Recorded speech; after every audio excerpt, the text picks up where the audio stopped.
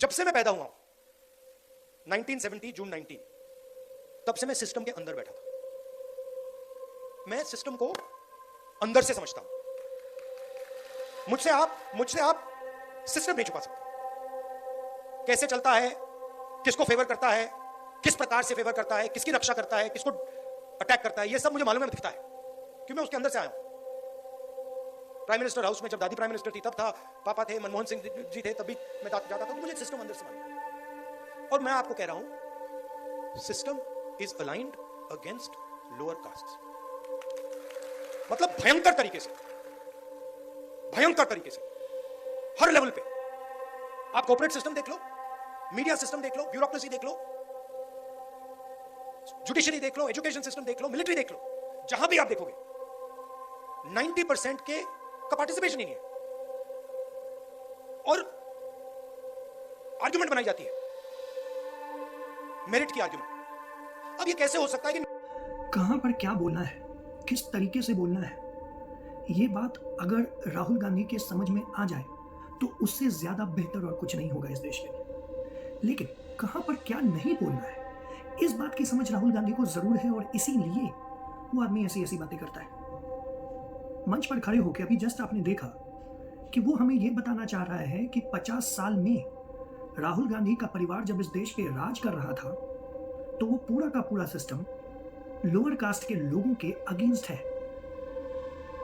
राहुल गांधी ये बताना चाह रहे हैं कि चाहे उनकी दादी हो या राजीव गांधी जी हो या मनमोहन सिंह जी हो, पूरा का पूरा सिस्टम उनका अंदर से जो है वो लोअर कास्ट के अगेंस्ट काम कर रहा था। मुझे समझ में नहीं आती है ऐसी बातें कि जब इस देश में आरक्षण लागू हुआ, बहुत सारे लोग जो मेरिट से आगे बढ़ सकते थे, उस आरक्षण के कारण उन्हें दिक्कत हुई और वो जिंदगी में आगे नहीं बढ़ पाए, कॉम्प्रोमाइज करना पड़ा।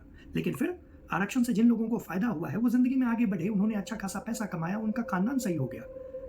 और यहाँ पर राहुल गांधी जी खड़े होकर ये कह रहे हैं कि पूरा का पूरा सिस्टम जो है लोअर कास्ट के अगेंस्ट करा है।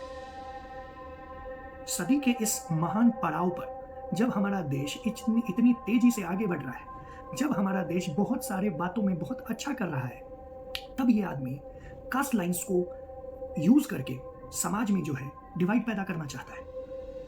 ये आपको ये कहता है कि जिसकी जितनी आबादी उतनी भागीदारी। आप समझते हैं ये कितना बॉम्बास्टिक लाइन है? आप समझते हैं कितनी बड़ी दरार क्रिएट की जा सकती है हमारे समाज में इससे? पूरे इतिहास में बार बार और हर बार हमारे साथ यही हुआ है।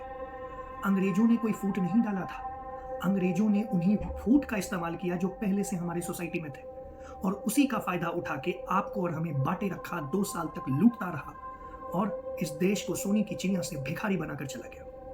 उसके बाद भी हम ही के सुधरने का नाम नहीं लेते। और जब मैं हम बोल रहा हूं, यहां पर मैं इंक्लूड कर रहा हूं राहुल गांधी को इस देश में।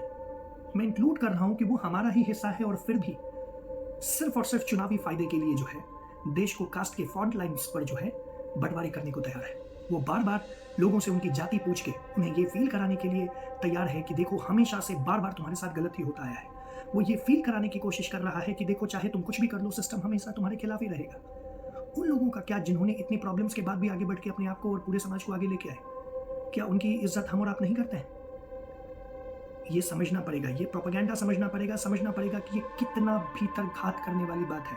ये समझना पड़ेगा कि जब देश को पीछे रख दिया जाए और अपने सेल्फ इंटरेस्ट को आगे रख दिया जाए तो फिर कोई अंत नहीं है। देश को किन किन बातों पर बांटा जा सकता है, कृपया इन बातों का ध्यान रखें। 2 चरण के चुनाव और बाकी हैं। जवाब दें अपनी उस समझ से, ताकि ऐसे सामंतवादी लोगों की सोच से हम बच सके उन लोगों से जो देश को हमेशा किसी ना किसी बात पे बांटते रहना चाहते हैं ताकि वो पावर में बने रहे। बच सके उन लोगों से जिनको ये लगता है कि ये देश उनके बाप का है और वो जो चाहे वो कर सकते हैं। वो समय वापस नहीं आने वाला है, वो चला गया समय। देश की जनता पढ़ी लिखी है, समझेगी, सोच समझ के वोट देगी और हमेशा उसी को वोट देगी जो देश को आगे ले जाने की बात करेगा, ना कि उसे कास्ट लाइन्स और फॉल्ट लाइन पे जो है बर्बाद करने की कोशिश करेगा। जय हिंद।